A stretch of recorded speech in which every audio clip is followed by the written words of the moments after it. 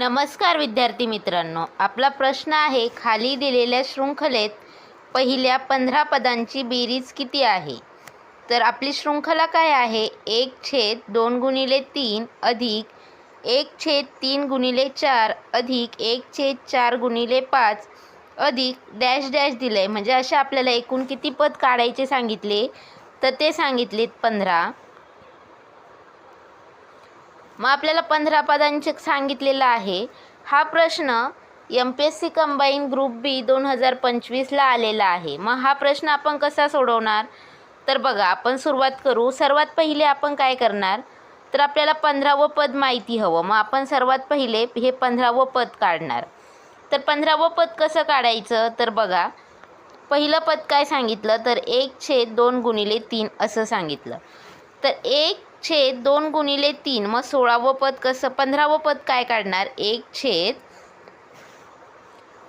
पहिल्या पदाला 2ने गुणलं आणि पुढची संख्या घेतली. मग आपण 15व्या पदाला काय करणार, पुढची संख्या घेणार, म्हणजे 1/16 गुणिले 17 हे मिळालं आपल्याला 15वं पद. आता आपल्याला या पूर्ण 15 पदांची बेरीज विचारली आहे. मग ही बेरीज कशी काढणार, तर त्यासाठी आपल्याकडे सूत्र आहे. काय आहे बरं सूत्र, तर सूत्र आपलं असं आहे की ही 15 पदांची बेरीज बरोबर 1 फरक भागिले पहिले पद वजा शेवटचे पद. मग आता हे पहिले पद वजा शेवटचे पद म्हणजे काय, तर आपण बघू. मग पहिलं पद काय घेणार आपण, तर पहिले काय 1/1 फरक कितीचा आहे, 2 गुणिले 3 3 गुणिले 4 4 गुणिले 5, म्हणजेच फरक आपला असणार 1चा.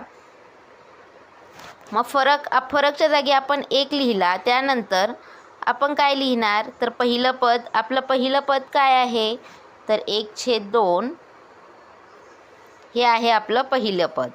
त्यानंतर आपलं शेवटचं पद, मग शेवटचं पद काय, तर 1/17 हे मिळालं आपल्याला शेवटचं पद. आपण काढलं आहे ना 15वं पद.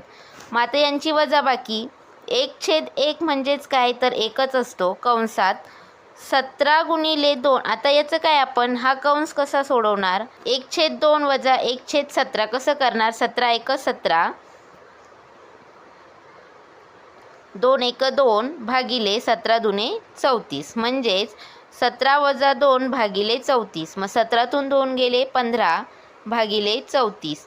1ने त्याला गुणलं कंसाला तर काय येईल, उत्तर तेच राहणार, 1 गुणिले 15 1 गुणिले 34. म्हणजेच आपलं उत्तर काय आलं, तर आपलं उत्तर आलं